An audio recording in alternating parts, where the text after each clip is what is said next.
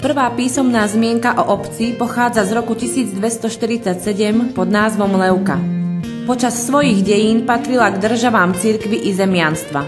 V roku 1443 ju vlastnili Libadiovci, neskôr v roku 1532 Ňáriovci a od roku 1549 patrila pod Ostrihomskú kapitulu. Počas tureckých vojen bola takmer vyľudnená. Obyvatelia sa zaoberali poľnohospodárstvom a vinohradníctvom.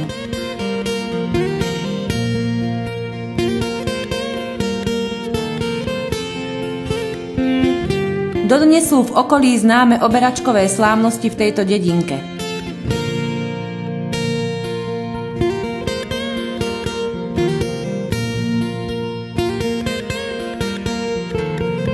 Dominantou obce a sakrálnou pamiatkou je rímskokatolícky kostol. Bol postavený v druhej polovici 18. storočia v neskoro barokovom štýle. Nad oltárom visí obraz svätého Jána Krstiteľa z roku 1882.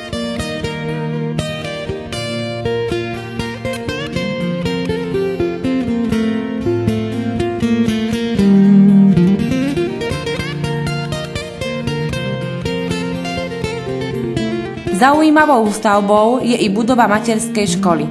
Bola postavená v roku 1953. Dnes v Ľubej žije okolo 500 obyvateľov. V obci je vybudovaná kvalitná infraštruktúra, vodovod, plyn a káblová televízia. Severovýchodne od obce sa rozprestiera sústava 4 malých vodných nádrží, ktoré sú využívané najmä rybármi. Obohacujú panorámu obce v oblasti cestovného ruchu rovnako ako už spomínaná vinohradnícka tradícia.